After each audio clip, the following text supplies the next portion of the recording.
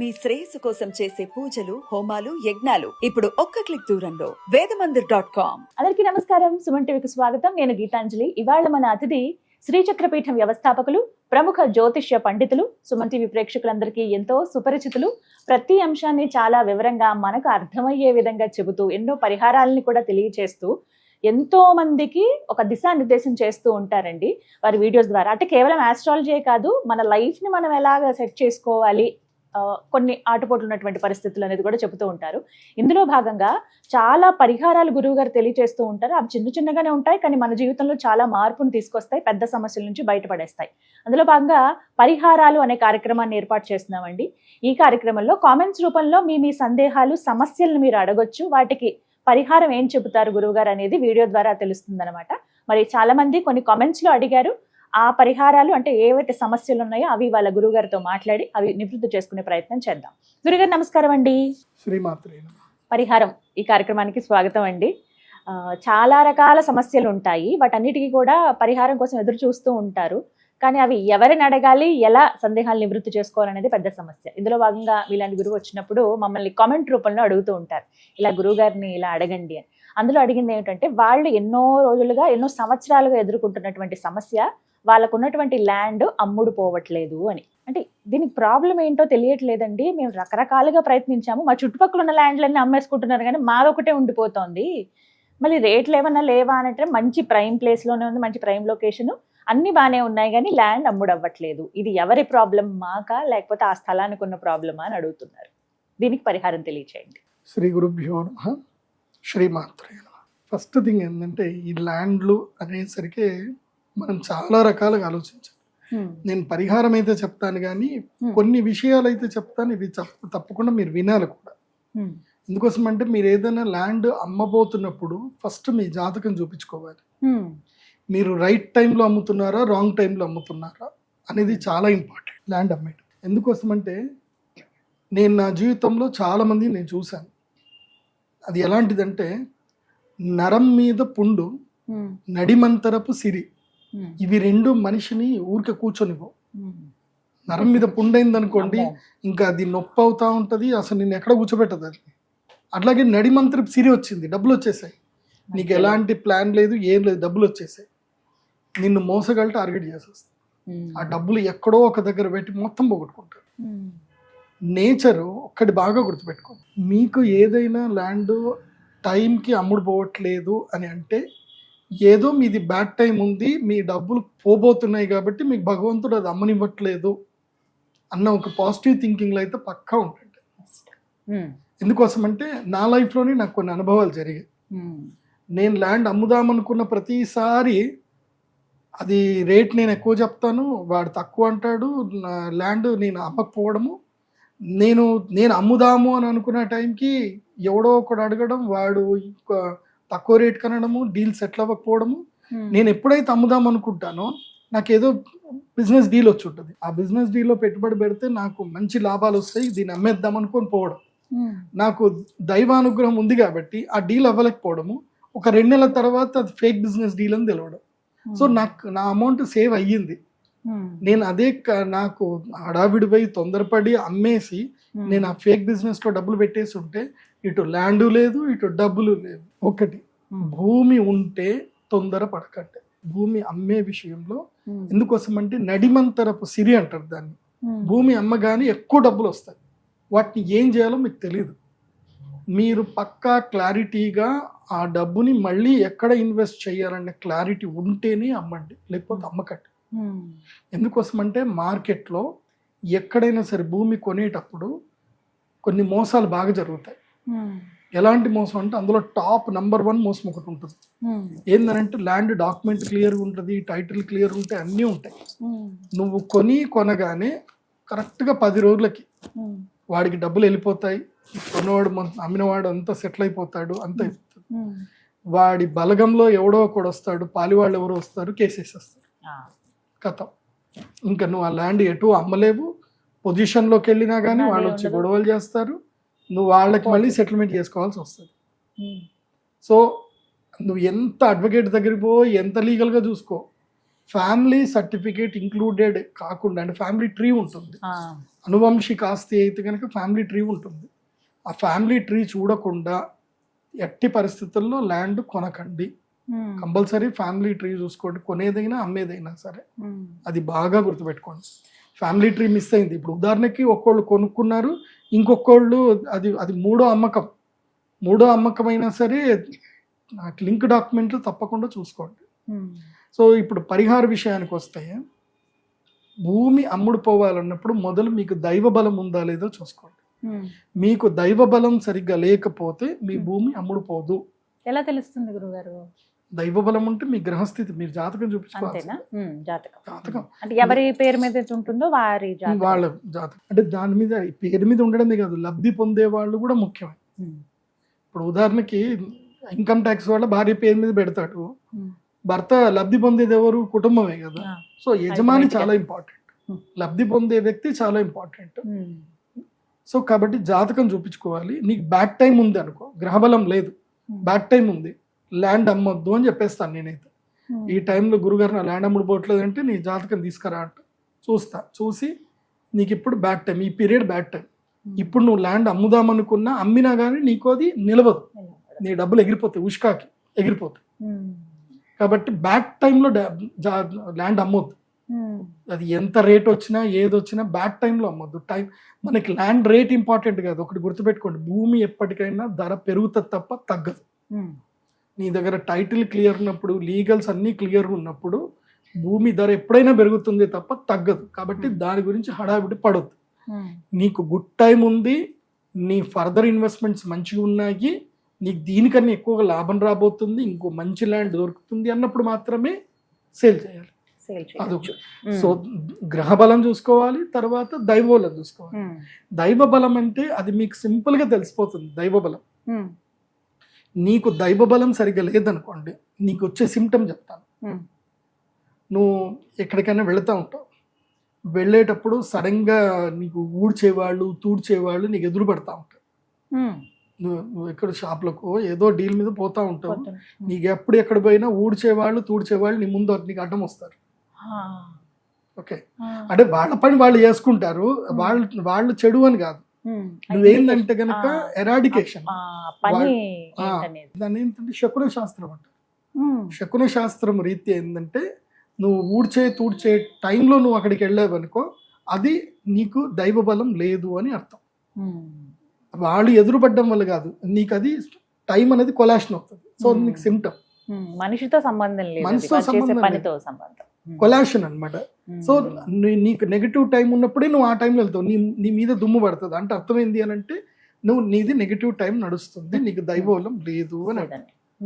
Okay, అట్లాగే నువ్వు ఎక్కడికైనా టెంపుల్కి పోతున్నా, ఎక్కడికి పోతున్నా, నువ్వు ఏదన్నా ఫుడ్ తిందామని వెళుతున్నా, నీకు ఆ ఫుడ్ టేస్ట్ ఫుడ్, లేకపోతే పాడైపోయిన ఫుడ్ దొరకడము, లేకపోతే అందులోపల పురుగులు పడ్డము, ఏదో ఒకటి నీకు నెగిటివ్ తగులుతానే ఉంటుంది అనమాట. తిండి సరిగ్గా దొరకదు, కలిసే మనుషులు సరిగ్గా ఉండరు, కూర్చునే ప్లేస్ నీకు సరిగ్గా దొరకదు. సో ఏదో ఒక రూపంలో నీకేదో ఆటంకం వస్తూనే ఉంటుంది. అలా వస్తుంది అంటే అర్థం ఏంటంటే నీకు దైవ బలం లేదు అని అర్థం. సో దైవ బలం పుంజుకోవాలంటే ఏం చేయాలంటే సింపుల్ రెమెడీ, టెంపుల్కి వెళ్ళాలి, ప్రదక్షిణ చేయాలి. ఎందుకోసం అంటే నీ ఆరా ప్యూర్ అయ్యేది ఎక్కడంటే ప్రదక్షిణ వల్ల మాత్రమే నీ ఆరా ప్యూర్ అవుతుంది. కాకపోతే ఎలాంటి టెంపుల్కి వెళ్ళాలంటే ఎక్కడైతే చక్కగా యజ్ఞ యాగాదులు జరుగుతూ ఉంటాయో, మంచి అనుష్ఠాన పరులైన బ్రాహ్మణులు ఎక్కడైతే ఉంటారో అక్కడికి పోవాలి, అక్కడికి వెళ్ళి తిరగాలి. నేను అందుకే చెప్తాను, మీరు ఏ టెంపుల్కైనా వెళ్ళండి, ఎక్కడికైనా వెళ్ళండి, ఏ గుడికైనా వెళ్ళండి, మీరు దక్షిణ ఇచ్చేది ఉంటే బ్రాహ్మణుడి చేతికి ఇవ్వండి, పళ్ళెంలో కూడా వేయకండి. ఈ మధ్య అది కూడా దరిద్రం వచ్చి మునిగింది పాపం బ్రాహ్మణులకి, పురోహితులకి. ఏమంటున్నారంటే అక్కడ సీసీ కెమెరాలు పెడుతున్నారు, పళ్ళెంలో వేసిన డబ్బులన్నీ మీరు పోయేటప్పుడు హుండీలో వేసి వెళ్ళిపోవాలి, మీకు పళ్ళెం డబ్బులు లేవు, మీకు జీతం నెలకి ఇంత ఇచ్చేస్తున్నాం కదా, పళ్ళెం డబ్బులు ముట్టొద్దని అంటారు.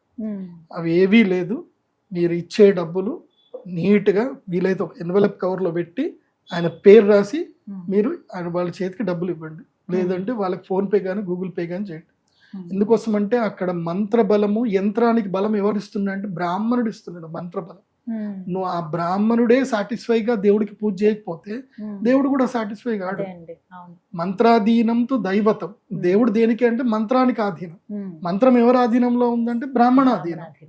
సో ఆచార్యుడు సంతోషంగా పూజ చేస్తే ఆటోమేటిక్ గా శక్తి సంతోషం అవుతుంది, వచ్చిన వాళ్ళందరి కోరికలు నెరవేరుతాయి.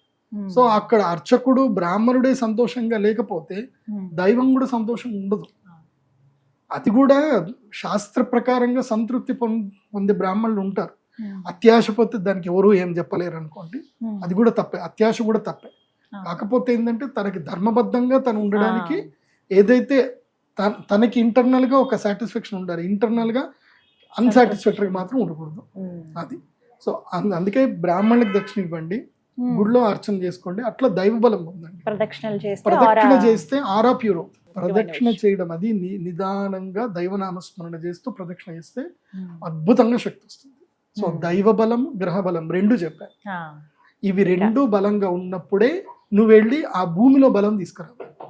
భూమికి ఆకర్షణ బలం రావాలి. భూమికి ఆకర్షణ బలం ఎవరిస్తారు? ఇప్పుడు ఉదాహరణకి మీరు కెమెరా ముందు నిల్చున్నారు, మీరు కెమెరా ముందు అందంగా కనపడాలంటే మీరేం చేయాలి? మేకప్ చేసుకోవాలి కదా, మేకప్ చేసుకోవాలి, మంచిగా రెడీ అవ్వాలి. సో భూమి చూసే వాళ్ళకి కూడా ఫస్ట్ భూమి అందంగా కనపడాలి కదా. ఫస్ట్ నువ్వు చేయాల్సింది ఏంటంటే భూమిని అయితే చక్కగా చేసేసి దాన్ని అందంగా కనబెట్టేట్టు వచ్చిన వాళ్ళు భూమిని చూడగానే ఇంప్రెస్ అవ్వాలి. అది బేసిక్. అది సో భూమికి ఆకర్షణ శక్తి రావడానికి మార్గం ఏంది అని అంటే పక్షులకి ఆహారం పెట్టడం, భూత బలి చేయడం. భూత బలి అంటారు. భూత బలి అంటే ఇక్కడ భూతాలు దయ్యాలు కాదు. ఇక్కడ భూతాలు అంటే భూత బలి అంటే అర్థం ఏంటంటే పంచభూతాలని ఆధారంగా చేసుకొని పశుపక్షాదులు ఏవైతే ఉన్నాయో, ఎందుకోసం అంటే వాటి ఆకలి కోసం అలమడుతుంది. ఈ ప్రపంచంలో ప్రతి ఒక్క జీవి కూడా ఆకలి కోసమే తిరుగుతుంది. ఒక్క మనిషి ఆకలిని జయించాడు కాబట్టి ఇంక దిక్కుమాల వాడి గురించి తిరుగుతాడు, కానీ మనిషి కూడా ఆకలి గురించి తిరిగేవాడు. కానీ ప్రకృతిలో ఒక మనిషి తప్ప మిగతా అన్ని జీవ జంతువులు ఆకలి కోసం తిరుగుతాయి. కాబట్టి మీరు ఏ భూమిలో అయితే గనక పశుపక్షాదులకు ఆకలిని తీరుస్తారు, అప్పుడు ఏమవుతుందంటే అవి బ్లెస్సింగ్స్ ఇచ్చేస్తాయి. ఆ భూమి లోపల వాటికి ఉన్న పాజిటివ్ ఎనర్జీని అక్కడ ఇచ్చేసి వెళ్ళిపోతాయి అవి. అందుకే నేను రైతులకు కానీ ఎవరికైనా చెప్పేది, పక్షులను కొట్టకండి. పక్షులకు వచ్చి అవి ఆహారాన్ని తింటున్నాయో, ఎంత ఆహారం తింటాయి మ్యాక్సిమం మిమ్మల్ని దళారి కొట్టినంత డబ్బులు కూడా అవి తినవు. మిమ్మల్ని దళారి మోసం చేసేంత డబ్బులు అవి తినవు. ఓకే, మీరు ఎవరికో ఆ డబ్బులు అప్పులు ఇచ్చి వాడు మిమ్మల్ని మోసం చేసినంత కూడా అవి తినవు. అంతే కదా. కాబట్టి పక్షులు తినని. పక్షులు ఎంత నువ్వు తినడానికి, నువ్వు నీ పొలంలో అయినా ఎక్కడైనా పక్షులు తింటే నీకు నష్టం లేదు. నీకు ఏదో ఒక రూపంలో బ్లెస్సింగ్స్ లో నీకు వస్తాయి, బ్లెస్సింగ్స్ వస్తాయి. కడుపు నిండితే వచ్చేది బ్లెస్సింగ్, బాగా గుర్తుపెట్టుకోండి. అందుకే మన సనాతన ధర్మంలో ఏం చెప్తారు అంటే నువ్వు ఏదైనా పూజ చెయ్యి, అది చావైనా పుట్టుకైనా పెళ్ళైనా లేకపోతే గృహప్రవేశమైనా, నువ్వు ఏదైనా చెయ్యి, అన్నం పెట్టని చెప్తావు సనాతన ధర్మం. అన్నం పెట్టమంట. అన్నదానం మహాదానం, కాబట్టి అన్నదానం చేయమంటారు. సో ఇక్కడ ఏంటంటే నువ్వు అన్నదానము నువ్వు జనాలకు చేసినంత మాత్రం గొప్పరా. ఎందుకోసం అంటే ఇది నెగిటివ్లో వెళ్తుంది. పబ్లిక్కి పెడితే ఏంటంటే, మీరు పబ్లిక్ అన్నం పెట్టారనుకోండి, వాడికి ఏంద్ర మంచి ల్యాండ్ ఉంది, మంచి డబ్బు ఉంది, అసూయ వెళ్తుంది, బ్లెస్సింగ్ వెళ్ళదు. మనుషులకు పెట్టకూడదు, అసూయ వెళ్తుంది. అసూయ వెళ్ళకూడదు అంటే ఒకటి నేను ఎప్పుడైనా చెప్తాను, నీకున్న డబ్బుల లోపల నువ్వు కేవలము నీ 10% మాత్రమే నువ్వు పబ్లిక్కి చూపించాలి. నీ దగ్గర 10 కోట్లు ఉంటే నువ్వు జనాలకు చూపించుకోవాల్సింది ₹1. మిగతా 9 కోట్లు లేనట్టుగానే ఉంటుంది. నేనైతే అది కూడా చూపించుకోవద్దని చెప్తా. Keep simple. ఓకే, సో నేననేది ఏంటంటే మీరు పక్షులకి ఆహారం పెట్టండి. అందులోపల కొన్ని స్పెసిఫిక్ నక్షత్రాలు ఉంటాయి. ఈ నక్షత్రాలు బాగా గుర్తుపెట్టుకోండి. ఈ నక్షత్రం లోపల ప్రకృతి శక్తినిస్తుంది. ఏటికి? పశుపక్షాదులకు శక్తినిస్తుంది. మీరు రోజు పెట్టినా సంతోషమే, 48 రోజులు పెట్టినా సంతోషమే. అందులోపల ప్రధానంగా చేయిందంటే కనుక, ఒకవేళ మీ ల్యాండ్ నెగిటివ్ ద్వారా అంటే ఎవరైనా నెగిటివ్ చెప్పడం వలనో, ఏదో ప్రభావం వలనో, కోర్టు కేసులు దేనివల్ల మీకు అది ల్యాండ్ వల్ల బలం రాకపోతుంది. ఆరుద్ర నక్షత్రం రోజున, కృత్తికా నక్షత్రము, ఆరుద్ర నక్షత్రము, అదేవిధంగా రేవతి నక్షత్రం, ఈ 3 నక్షత్రాల్లో మీరు అన్నము వండి అందులోపల బెల్లం వేసి చక్కగా నెయ్యి వేసి కలిపి ఒక అరిటాకు లేదా మామూలుగా ఆకులు వేసేసి కనీసం కిలోన్నర అన్నం మీరు పసుపు వేసేసి అన్నం పెట్టండి. అది కాకులు తినని ఏవైనా తినని అన్నం అక్కడ పెట్టేసి ఆ ల్యాండ్లో పెట్టేసి కొబ్బరికాయ కొట్టి నీళ్లు తిప్పేసి ఇంత దీపం పెట్టి అగరబత్తి వెలిగించేసి పువ్వులు వేసేసి వెళ్ళిపోండి అంతే. అది తింటాయి. ఒకవేళ ఆ రోజు ఏ పక్షి దాన్ని ముట్టలేదు అంటే మీకు దైవ బలం లేదు అని అర్థం. అలా తెలుసుకోవచ్చు. నేను చూస్తే కదా, అంతెందుకు నేను కాంచీపురంలో ఉన్నప్పుడు ఒక బ్రాహ్మణుడు ప్రతిరోజు వైశ్యబలి పెడుతున్నాడు. ఆయన ప్రతిరోజు వెళ్ళి వైశ్యబలి చేసి అన్నం పెట్టేసి ఆయన వెళ్ళిపోతారు. నేను అదే ఇంట్లో రెంట్కున్నా కదా, వైశ్యబలి చేస్తే అవి తింటున్నాయి. సో మేము అన్నం తిన్నాక అన్నం మిగిలిపోతుంది కదా, తిన్నాను మిగలడం ఎందుకు అని చెప్పి మేము సరే కాకులో ఏదో తింటాయిలే అని చెప్పి పైన వేస్తే మేము పెట్టిన అన్నం ముడతలేదు ఆ కాకి. ఆయన వైశ్యబలి చేసిన దాన్ని మాత్రం ముట్టి వెళ్తుంది. ఎందుకు ఇట్లా ఎందుకు జరుగుతుందిరా అని అప్పుడు మేము చిన్నపిల్లం, మేము అంతా రీసెర్చ్ చేసేవాడు, అంత అర్థం కాలే. సో అప్పుడు మా గురువుగారిని అడిగారు, ఎందుకు గురుగారు ఇట్లా, అందరం అక్కడ కాలనీలోనే ఉంటాం అనమాట. కాంచీపురంలో మీరు ఎణత్తూర్ అని ఉంటుంది, చంద్రశేఖర సరస్వతి విశ్వమహావిద్యాలయం, దానికి అగ్రహారము స్వామివారు కట్టించారు. సో మేము అక్కడనే రూమ్లో ఉండేవాళ్ళం. మా ప్రొఫెసర్లు అందరూ అక్కడనే ఉంటారు, వాళ్ళకి అందరికీ అకామిడేషన్. సో మా ప్రొఫెసర్ని అడిగా, ఎందుకు ఇట్లా జరుగుతుంది గురుగారు అంటే, అవునా నువ్వు ఒక పని చేయి, నువ్వు గాయత్రి మంత్రం చదివి 108 గాయత్రీలు చేసి తర్వాత అన్నం పెట్టు, తింటదో లేదో చూడు అని అన్నాడు. సరే నెక్స్ట్ డే అన్నము మిగిలిన అన్నం అయినా సరే గాయత్రి మంత్రం చదువుకొని సంధ్యావందనం అయినాక గాయత్రి మంత్రం చదివాక అడబెట్టి చెప్పారు, పరిశేచనం చేసి నీళ్లు చల్లి దండం పెట్టుకొని పెట్టు, నువ్వు ఏది పెట్టినా తింటది అని చెప్పారు. అంతే, పెట్టిన లేదు, కాకులు వచ్చాయి తినే వెళ్ళిపోయాయి. అప్పటిదాకా మేము 4 రోజులు పెట్టిన తిండి ఏది ముట్టలేదు, గాయత్రి మంత్రం చదివిన తర్వాత పెడితే పోయింది. అంటే పెట్టేవాడికి కూడా దైవ బలం ఉంటేనే అవి ముడతాయి. వాటికి ఆకలి ఉంది కరెక్టే, కానీ ముట్టవు. నేను అందుకే ఈ నక్షత్రం ఎందుకు చెప్పిన అంటే, ఆర్ద్ర నక్షత్రం రోజు శక్తి సంకేతం తిరుగుతూ ఉంటుంది. ఈ ప్రకృతిలో బాగా గుర్తుపెట్టుకోండి, ప్రకృతిని పసిగట్టలేని మూర్ఖుడు మనిషి మాత్రమే. ప్రకృతిలో జరిగేటువంటి వేవ్స్ కానీ మూమెంట్స్ కానీ తెలియంది ఓన్లీ మనిషికి మాత్రమే. నేను మొన్న ఏమైంది అంటే, మీకు కియా దగ్గర మేము బెంగళూరు వెళ్తా ఉన్నాం, ఈ కియా దాటగానే అది ఒక డెవిల్ లొకేషన్ అట, అది నాకు కూడా తెలియదు. దాన్ని ఏంటంటే డెవిల్ స్పాట్ అంటారట. కియా దాటగానే జస్ట్ ఒక 3 కిలోమీటర్స్ దాటగానే ఒక ఊరు వచ్చింది, డెవిల్ స్పాట్ అని అంటారట. నాకు అప్పటిదాకా తెలీదు. మేము వెళుతుంటే మా టైర్ పంక్చర్ అయింది. ఇంత పెద్ద ఇది ఏదో ఇనుపది గుచ్చుకొని టైర్ కోసుకపోయింది. క్షణంలో మేము ఆపేసాము, సౌండ్ రాగానే ఆపేసాం. ఆపగానే నేను కిందికి దిగాను, ఏవో అయ్యిందిరా అని చెప్పేసి నాకు ఏదో డౌట్ వచ్చింది. సరే నువ్వు వెళ్ళి చేయించుకురా అని మా పిల్లాడిని పంపించేసాను. తర్వాత పక్కన పొలం దిగా అనమాట. దిగితే ఇన్ని ఆర్ద్ర పురుగులు కనపడ్డాయి. ఒకటి గుర్తుపెట్టుకోండి, సూర్యుడు ఎప్పుడైతే రోహిణి నక్షత్రం అడుగు పెడతాడు, రోహిణి, మృగశిర, ఆర్ద్ర నక్షత్రం, ఈ 3 నక్షత్రాలు సూర్యుడు సంచరించినంత సేపు, అంటే మోస్ట్లీ వృషభ రాశిలో సూర్యుడు రోహిణి నక్షత్రం అడుగు పెడతాడు, రోహిణి, మృగశిర, ఆర్ద్ర. సో ఈ నక్షత్రంలో సూర్యుడు ఉన్న రోజులు భూమి లోపల నుంచి ఆర్ద్ర పురుగులు బయటకు వస్తాయి. అవి ఇప్పుడే వస్తాయి ఈ జూన్. అంటే కరెక్ట్ గా చూసుకోండి, రోహిణి కార్తె, మృగశిర కార్తె, ఆరుద్ర కార్తెలో ఎర్రటి పురుగులు వస్తాయి. మక్మల్ క్లాత్ లాగా చాలా స్మూత్ గా మంచిగా ఉండే ముద్దు అవి బయటకు వస్తాయి.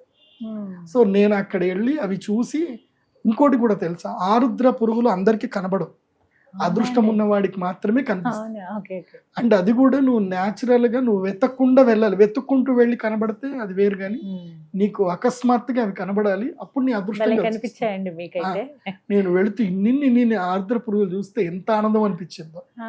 ఆనందం అనిపించిన తర్వాత నాకు కొంచెం అర్థమైంది అనమాట, ఓ ఇది నెగిటివ్ ప్లేస్ ఇది, సో అక్కడ నెగిటివ్ ప్లేస్లు ఉన్నాయి, ఇది పాజిటివ్ ప్లేస్ అని చెప్పి అర్థమైన తర్వాత మా పిల్లాడు చెప్పినట్టు, గురువుగారు ఇక్కడ రోజుకి దాదాపుగా 10-15 వెహికల్స్ ఇక్కడనే పంక్చర్ అవుతాయి, ఇక్కడనే బ్రేక్ డౌన్ అవుతాయట, ఇదేదో డెవిల్ స్పాట్ అట అని చెప్పేసి చెప్పిండు అనమాట. ఓహో అట్లా, సో ఇప్పుడు నా టైం మంచిగా లేదు అని నాకు అర్థమైంది అనమాట. సో టైం మంచిగా లేదు కాబట్టి మనం ఎక్కడ కూడా దూరం ట్రావెల్ చేయకూడదు అని చెప్పి నేను అక్కడికే నా టూర్ క్లోజ్ చేసేసుకున్నాను. టూర్ క్లోజ్ చేసుకొని జస్ట్ ఆ పక్కన ఊరికి వెళ్ళి నెక్స్ట్ ఇంకా ట్రావెల్ చేయలేదు. ఒక హోటల్ తీసుకొని పడుకొని నెక్స్ట్ డే మళ్ళీ టైం చూసుకొని బయలుదేరా. అంటే అది బాగా గుర్తుపెట్టుకోవాలి. ఇండికేషన్ చాలా ఇస్తుంది, నేచర్ ఇస్తుంది. అందుకే ప్రకృతిలో జరిగేటి అద్భుతాలు వేరే ఉంటాయి. ప్రకృతిని ఎప్పుడు పసిగట్టండి. సో అది పసిగట్టాలంటే ప్రదీప్ జోషి వీడియో చూడాలి. ఎందుకోసం అంటే నేను చేసినంత రీసెర్చ్, నేను చెప్పిన కంటెంట్ మీరు ఒక పుస్తకం రాసుకోవచ్చు. కాబట్టి ప్రకృతిలో ఎప్పుడు మనము ఒక సిమ్టమ్ ద్వారా వెళుతూ ఉండాలి. ఇప్పుడు కుడి కన్ను అదిరింది అంటే ఊరికే చెప్పలే. మంచి జరిగితే మగవాడి కుడి కన్ను అదురుతుంది, ఆడవాళ్లకు ఎడమ కన్ను అదురుతుంది. సో ఆడవాళ్ళకి ఎడమ కన్ను అదిరితే మంచిది, ఎడమ భాగం ఎడమ భుజం అదిరినా ఆడవాళ్ళకి మంచిది, మగవాళ్ళ కుడి ఎడమ అదిరితే మంచిది. సో ఇంకోటి కూడా నాడీ శాస్త్రం అని కూడా చెప్తారు, కుడి ముక్కు ఎడమ ముక్కు ఇది కూడా చెప్తారు. సో మన భూమికి శక్తి రావాలి అనంటే ఈ టైంలో అన్నం పెట్టాలి. లేదు ఈ టైంలో వచ్చినా ముట్టలేదు అని అంటే నీకు నెగిటివ్ ఉంది అని అర్థం. సో మళ్ళీ గుడికి వెళ్ళాలి, ప్రదక్షిణ చేయాలి, దండం పెట్టుకోవాలి, మళ్ళీ అన్నం పెట్టాలి. అది తినేంతసేపు పెట్టాలి. లేదంటే డైలీ పెడతా పోవాలి. డైలీ పెడతా పోతేనే అవి ఎప్పుడైతే ముడతాయో, పక్షులు ఎప్పుడైతే ముడతాయో అప్పుడు నీ నెగిటివ్ పోతుందని అర్థం, నీ భూమికి శక్తి వస్తుందని అర్థం. ఇంకొకటి ఉంటుంది, హస్తా నక్షత్రం చాలా కీలకం. హస్తా నక్షత్రం రోజున, అదేవిధంగా ఆరుద్ర నక్షత్రం రోజున భూమిలో అన్నం పెట్టాలి. అదేవిధంగా తెల్ల ఆవాలు చల్లాలి. తెల్ల ఆవాలు దత్తమంత్రం చదువుకుంటూ ఓం ద్రాం దత్తాత్రేయాయ నమః, ఓం నమో భగవతే కార్తవీర్యార్జునాయ, ఈ తెల్ల ఆవాలు చేతిలో పెట్టుకొని 108 సార్లు దత్తమంత్రము, 108 సార్లు కార్తవీర్యార్జున మంత్రం చదివి ఆ తెల్ల ఆవాలు నీ ల్యాండ్కి మొత్తం కూడా బార్డర్లో చల్లండి. అలాగే ల్యాండ్లో కూడా చల్లేసాయి. మీ భూమి తొందరగా అమ్ముడుపోతుంది, శక్తి వచ్చేస్తుంది దానికి. కాకపోతే నేను ఇంతసేపు చెప్పాను సోది అనుకుంటే మాత్రం పరిహారం చెప్పాలి, నా ధర్మం చెప్తాను. కాకపోతే 3 బలాలు ఉంటేనే, గ్రహ బలము, దైవ బలము, స్వీయ బలం, ఈ 3 ఉండాలి. ఉంటేనే నీకు అది నీకు ప్రాపర్గా యూటిలైజ్ అవుతుంది.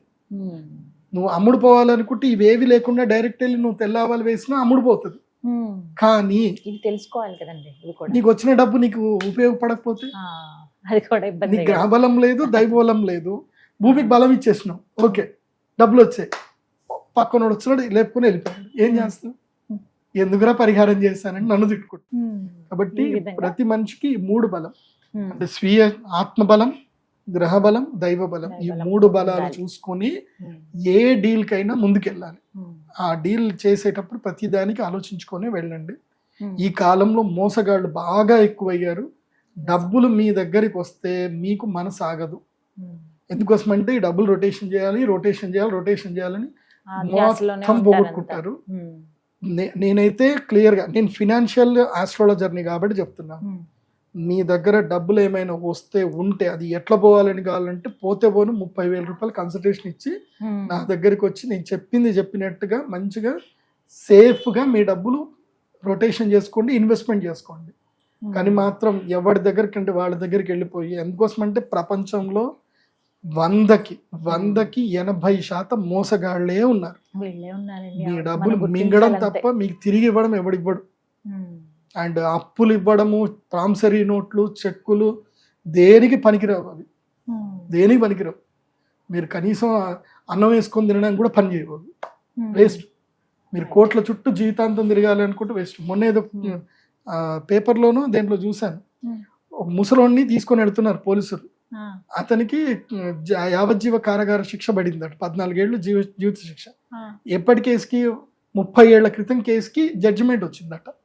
ఎప్పుడు వాడికి ఇంకొన్ని రోజులు అయితే చచ్చిపోతున్నప్పుడు వాడి కేసు వచ్చిందట. సో మన భారతదేశంలో క్రిమినల్ కేసుకే ఆ పరిస్థితి ఉంటే, క్రిమినల్ కేసుకి 30 ఏళ్లకి జడ్జిమెంట్ వస్తే సివిల్ కేసులకి ఇంకెప్పుడు వస్తుంది? ప్రాబ్లమ్స్ ఉన్నాయి. ఏం లేదు, సివిల్ కేసు సింపుల్ చెప్పాలంటే, నీ కొడుకు పుట్టినప్పుడు నువ్వు సివిల్ కేసు వేస్తే నీ మనవడి పెళ్లికి అప్పుడు ఆ కేసు నీకు బయటకు వచ్చే అవకాశాలు ఉండొచ్చు. మనవడు పుట్టినప్పుడు, కొడుకు కాదు మనవడు. కొడుకు పుట్టినప్పుడు కేసు పెడితే సివిల్ కేసు అంటే ల్యాండ్ డిస్ప్యూట్ కేసులు, నీ మనవడు పుట్టిన తర్వాత నువ్వు బతుకుంటే దానికి ఏదైనా జడ్జిమెంట్ రావచ్చు, అది కూడా మోస్ట్లీ సెటిల్మెంట్ తోటి క్లోజ్ అవుతుంది తప్ప ఆవు. కాబట్టి సివిల్ డిస్ప్యూట్లు జరగవు. సివిల్ అందుకోసమే ఏదైనా లీగల్ గా కరెక్ట్ ఉన్న ల్యాండ్ కొనుక్కోండి. అది హెచ్ఎండిఏ కానీ హెచ్ఎండిఏ ఉంటేనే కొనుక్కోండి. నేనైతే హెచ్ఎండిఏ ల్యాండ్సే కొనుక్కోండి అని చెప్తా. మనకి గవర్నమెంట్ నుంచి అథెంటికేషన్ ఉండి ఉన్నవే కొనుక్కోండి. గురుగారు, మీరు ఫైనాన్షియల్ సలహాలు ఇస్తారా అండి? అంటే ఆర్థికంగా స్థిరత్వం కావాలనుకున్న వాళ్ళకి, అసలు ఏం చేస్తే ఆర్థికంగా మేము బాగుంటామండి అనుకునే వాళ్ళకి సలహాలు సూచనలు అందిస్తారా? అసలు వాటికి ఎలా ఉంటుంది ప్రాసెస్ అనేది? నేను ఆల్రౌండర్ అండి, నాకు అన్ని ఫైనాన్షియల్స్ అని తెలుసు. నేను స్టాక్ మార్కెట్ లో ఇన్వెస్ట్మెంట్ చేస్తాను, నాకు అన్ని మోస్ట్లీ నాకు అన్ని అవగాహన ఉంటుంది. ఇటు ఎందుకోసం అంటే నాకు మంచి ఫ్రెండ్స్ అడ్వకేట్లు ఉంటారు, తర్వాత రియల్ ఎస్టేట్లో పనిచేసిన వాళ్ళు ఉన్నారు, నేను రియల్ ఎస్టేట్ చేసుకుంటాను. కాబట్టి నేను భారతదేశం అంతా తిరిగాను, నాకు ఎక్కడుంటే అన్నీ తెలుస్తాయి. నా దగ్గరికి మెయిన్గా ఏంటంటే కొంతమంది శ్రీమంతులు ఉంటారు. ఈ శ్రీమంతులు డబ్బులు ఎట్లా ఇంప్రూవ్ చేసుకుంటారో మీకు చెప్తాను. మీకు చాలా మంది ఈ సీక్రెట్స్ మీకు ఎవరు చెప్పారు, శ్రీమంతులు ఎవరు చెప్పారు. పెద్ద పెద్ద ఇండస్ట్రీస్లు శ్రీమంతులు ఉంటారు కదా, వాళ్ళ యొక్క కోట్ల రూపాయల ఆస్తులన్నీ కూడా ఫండ్ మేనేజర్స్ అని కొంతమంది ఉంటారు. సెబీ రిజర్వ్డ్ ఫండ్ మేనేజర్స్ ఉంటారు. వాళ్ళకి ఆ ఫండ్ మొత్తం వాళ్ళ చేతికి అప్పచెప్పి వాళ్ళకి ఉద్యోగం ఇచ్చినట్టుగా ఇస్తారు. అంటే వాళ్ళకి పర్సంటేజ్ ఇస్తారు, 2%, 5% ఇస్తారు లాభం లోపల. ఇచ్చి వాళ్ళని ఫండ్ మేనేజ్మెంట్ చేయమని చెప్తారు. సో వాళ్ళు స్టాక్ ఎప్పుడు పెరుగుతుంది ఎప్పుడు పడిపోతుంది చూసి ఫండ్ మేనేజ్మెంట్ చేస్తారు. అయితే అలాంటి ఫండ్ మేనేజర్స్లో అలాంటి కొన్ని కంపెనీస్ ఏవైతే ఉంటాయో, అంటే ఇండివిజువల్ ఫండ్ మేనేజ్మెంట్స్ కొంతమంది ఉంటారు.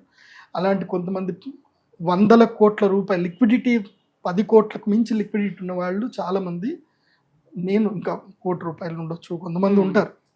బిజినెస్ మ్యాన్ అందరూ అంటే లిక్విడ్ క్యాష్ ఎవరి దగ్గర అయితే ఎక్కువగా ఉంటుందో వాళ్ళందరూ కూడా ఎవ్రీ ఇయర్ నాకు 1 lakh పే చేసుకొని వాళ్ళు నా అడ్వైజర్ తీసుకుంటారు. వాళ్ళ దగ్గర మాత్రం నా పర్సనల్ నెంబర్ ఉంటుంది. వాళ్ళు నాకు వాట్సాప్లో మెసేజ్ పెడతారు, కాల్ చేస్తారు, గురుజీ ఇది సిచ్యువేషన్ ఏం చేయమంటారు. ఒక్కటి బాగా గుర్తుపెట్టుకోండి, జీవితంలో లాభం రావడానికైనా నష్టం రావడానికైనా 2 వర్డ్స్ ఉంటాయి, yes or no. Yes no. So ఆ ఎస్ ఆర్ నో గురించి నాకు కాల్ చేస్తారు. నా పర్సనల్ నెంబర్ వాళ్ళ దగ్గర మాత్రం ఉంటుంది. ఎవరైతే 1 lakh పే చేస్తారో వాళ్ళ దగ్గర నా పర్సనల్ నెంబర్ ఉంటుంది. వాళ్ళకి నేను అప్ టు ఒక 1 hour టైం వరకు, అంటే మొత్తం కలిపితే ఒక 1 hour, అంటే ఒక 1 minute 2 minutes మ్యాక్సిమం. మళ్ళీ ఊరికే నాకు డిస్టర్బ్ చేస్తే మాత్రం వాళ్ళకి కాల్ ఇవ్వను నేను. ఇంపార్టెంట్ విషయాలు అంటే వాళ్ళ ప్రొఫైల్ చూస్తాను, ప్రొఫైల్ మంచిగా ఉంటేనే వాళ్ళకి 1 lakh కన్సల్టేషన్ ఇస్తాను, లేకపోతే ఇవ్వను. అంటే కొంతమంది ఉంటారు నా దగ్గర రైస్ మిల్ బిజినెస్ చేసుకునే వాళ్ళు, ఇండస్ట్రియలిస్టులు, దాదాపు ఒక 100 మంది క్లయింట్స్ ఉంటారు. ఆ 100 మంది ఎప్పుడైనా సరే ఎస్ ఆర్ నో అడగడానికి ఫోన్ చేస్తారు నాకు. సో నేను చెప్పే ఎస్ మీదనే వాళ్ళు ముందుకు వెళ్తారు. నో అంటే అది ఎంత గొప్పదైనా వదిలేస్తారు వాళ్ళు. నేను నో అంటే పట్టించుకోరు ఇంకా. సో ఎస్ ఆర్ నో దాని గురించి నేను కన్సల్ట్ అవ్వాలి. ఓకే, సో అదొకటైతే అది ప్రీమ్ చాలా అండి. నా పర్సనల్ నంబర్ ఉంటుంది. ఇంకెప్పుడైనా వాళ్ళు నాకు అంటే మీ దాకా రావాలంటే ఎలా? ఇప్పుడు కొత్తగా చూస్తున్న వాళ్ళకి ఎవరికైనా వెబ్సైట్ లో బుక్ చేసుకోవాలి, అపాయింట్మెంట్ బుక్ చేసుకోవాలి. అపాయింట్మెంట్ బుక్ చేసుకున్నాక మా వాళ్ళు ఫోన్ చేస్తారు. దేని గురించో చెప్పండి. అపాయింట్మెంట్ కి మీరు ₹1000 పే చేస్తే మా వాళ్ళు ఫోన్ చేస్తారు, మీరు ఎవరండి, మీదేం కావాలి, ఏం కథ అని అడుగుతారు. అడిగి అపాయింట్మెంట్ బుక్ చేస్తారు. ఒక సీక్రెట్ తెలుసా, మా పిల్లలు మాట్లాడతారు, వాళ్ళ ప్రొఫైల్ అని అడుక్కుంటారు, కానీ నాకు ఒక్క మాట చెప్పరు. నేను చెప్తా వాళ్ళ ప్రొఫైల్ ఏది నాకు చెప్పొద్దు. వాళ్ళ date of birth, time, place మాత్రం వేసి నాకు హోరోస్కోప్ PDF వచ్చేంత వరకు క్లయింట్ ఎవరో నాకు తెలియదు. క్లయింట్ ప్రొఫైల్ నాకు మీరు చెప్పొద్దు. మీరు తెలుసుకోండి కానీ నాకు చెప్పొద్దు. Client photo, client horoscope PDF ఇవి 2 చూస్తాను నేను. ఇంకా క్లయింట్ ఎవరు, ఏం కథ నాకు అనవసరం. ఎందుకోసం అంటే నేను తెలుసుకుంటే నా ఎంతూసియాస్ పోతుంది. క్లయింట్ ప్రొఫైల్ చూడగానే, జాతకం చూడగానే ఇది యోగ జాతకమా, భోగ జాతకమా, రోగ జాతకమా, రుణ జాతకమా, కర్మ జాతకమా, విగత జాతకమా, ఏం జాతకమా ఇట్లా చూడగానే తెలుస్తుంది. దాన్ని బట్టి నేను వాళ్ళతో డైరెక్ట్ డిస్కస్ చేస్తాను. ఇంకోటి నా క్లయింట్స్ తోటి కూడా, పేమెంట్ చేసిన క్లయింట్స్ తోటి కూడా వాళ్ళ గురించి వాళ్ళు ఏం చెప్పొద్దు. వాళ్ళు వీడియో కాల్కి వస్తారు, నమస్తే గురూజీ, ఇంతకు మించి ఎక్కువ మాట్లాడొద్దు. నేను PDF చూసి హోరోస్కోప్ PDF స్క్రీన్ షేర్ చేసి వాళ్ళకి అన్ని చెప్తాను. నేను చెప్పినవి కరెక్టేనా అని అడుగుతాను. కరెక్ట్ అని అంటే ఫీజు నేను తీసుకుంటాను. కరెక్ట్ కాదండి మీరు చెప్తున్నవి ఏది నాకు పొంతం లేదంటే చలో మీ కాల్ కట్ చేస్తున్నాను, మీ అకౌంట్ నెంబర్ పంపించేసేయండి, మీ ఫీజు మీకు రిటర్న్ చేసేస్తాను. అంతే. అంతే. కర్మ విపాకం ఉంటేనే నీకు నా దగ్గరికి రావాలి, నీకు నా ద్వారా పరిహారం వెళ్ళాలి అని ఉంటేనే నా దగ్గర నుంచి ఫలితాలు వస్తాయి, లేకపోతే రావు. ఇప్పటి వరకు నేను రీఫండ్ ఇచ్చింది ఎవరికి లేదు. లేదు. అదే కదా నేను చెప్పేది దగ్గరికి పర్ఫెక్ట్ గా వచ్చాక- చెప్తాం. మనం ఒకటేందంటే జ్యోతిష్ శాస్త్ర పండితుడి దగ్గరికి వెళ్ళినప్పుడు నువ్వు అన్ని బలబల అని మాట్లాడదు. జ్యోతిష్యం అంటే ఏంది? వెలుగు, Yes. కాంతి. కాంతి నీకు దారి చూపించాలి తప్ప నువ్వే టార్చ్ లైట్ వేసి నేను ఇది అది అని అంటే వేస్ట్ కదా. మీ గురించి ఏమి చెప్పొద్దు. జ్యోతిష్యుడి దగ్గరికి వెళ్తే ఏం చెప్పొద్దు, ఖాళీ సైలెంట్ కూర్చోవాలి అంతే. జాతకం ముందు పెట్టాలి, సైలెంట్ కూర్చోవాలి. జ్యోతిష్యుడు చెప్పాలి. అందుకోసం నాకు ఎవ్రీడే ఎగ్జామ్. నేను అది చాలా స్ట్రిక్ట్ గా తీసుకుంటాను. నేను ఛాలెంజ్ గా తీసుకుంటాను. ప్రతి హోరోస్కోప్ ఛాలెంజ్ గా తీసుకుంటాను. అది కరెక్ట్ ఉండాలి. ఎందుకోసం అంటే జ్యోతిష్యం కరెక్ట్ అన్నప్పుడు, నువ్వు పుట్టిన date of birth time place correct అన్నప్పుడు ఇది కరెక్ట్ అవ్వాలి. ఇంకా ఈ టైంలో ఇది జరగాలంటే జరగాలి అంతే. అది జరుగుతుంది కాబట్టి నేను ఫీజుగా అంత తీసుకుంటా, లేకపోతే తీసుకోను. నేను ఫీజు వాపస్ ఇచ్చేస్తా, నాకు వద్దని చెప్తా. కొంతమంది జాతకాలు ఉంటాయి, విగత జాతకం కొన్ని ఉంటాయి, వాళ్ళ దగ్గర నేను ఫీజు తీసుకోను. మంచిగా మాట్లాడేసి మీ డబ్బులు మీకు చెప్తారా ఇచ్చేస్తాను. అండి? చెప్పరా? అర్థం కాదు. బాధపడతారు వాళ్ళు చెప్తే. చెప్పను. కాకపోతే వాళ్ళ జాతకంలో యోగాలు లేనప్పుడు, ఆ యోగ ఫలితం లేనప్పుడు వాడి కష్టపడి సంపాదన నాకెందుకబ్బా, ఇచ్చేస్తాను. అందుకే నేను చాలా లిమిటెడ్ గా కన్సల్టేషన్ తీసుకుంటాను. అవునండి. నేను హెడ్కి అదే ఎక్కువ problem. పెట్టుకోను. నేను అందరిని పెడితే లైన్ కట్టించేసి పెట్టుకోను నేను. ఎందుకోసం అంటే ఒక జాతకం చెప్తున్నామంటే ఆ ఆరా కూడా మన మీద పడుతుంది. వాళ్ళ ఆరా, వాళ్ళ కర్మఫలం. నాకు సినిమా కనిపించినట్టు కనిపిస్తుంది. అదేదో దైవము అమ్మవారి శక్తి ఇచ్చిందో తెలియదు కానీ జాతకం చూడగానే ఏమైంది ఏం కథ అని మొత్తం ఒక సినిమా అంతా నాకు కనిపిస్తుంది. అందుకే జాతకం చెప్పిన ఒక 15 నిమిషాల దాకా ఎవరితో మాట్లాడా. అందులోనే ఉంటారు ఇంకా. జాతకం అయిపోయిన తర్వాత సైలెంట్ గా 15 నిమిషాలు ఏదన్నా టామ్ అండ్ జెర్రీ పెట్టుకొని చూసుకుంటూ కూర్చుంటాను నేను. అలా relax. మొత్తానికి ఆర్థిక సలహా అయితే ఇస్తారు స్థిరంగా ఉండటానికి. మీరు పూర్తిగా నన్ను నమ్మాలి, ఒకసారి జాతకం నేను నమ్మాలి, నేను చెప్పినట్టుగా వినాలి, లైఫ్ బాగుంటుంది. జల్సా సినిమాలో సునీల్ ఉంటాడు చూడు, అవును. నా టైంకి ఫోన్ చేశారు. అట్లాంటి క్లయింట్స్ నాకు ఒక 20 మంది ఉంటారు. ఏ జరిగినా టక్కని ఫోన్ చేస్తారు. నేను పూర్తిగా ఆన్సర్ చెప్పకముందే ఫోన్ పెట్టేసి. వాళ్ళకి నచ్చింది అదే యాక్సెప్ట్ చేసేస్తారు. నాకు బెళగాంలో ఒక ఉంటాడు క్లయింట్, టక్కని ఫోన్ చేస్తాడు. గురుజీ ఫాస్ట్ గా మాట్లాడతాడు. నేను ఆన్సర్ చెప్పే లోపల ఓకే గురుజీ అంటే ఫోన్ పెట్టేస్తాడు.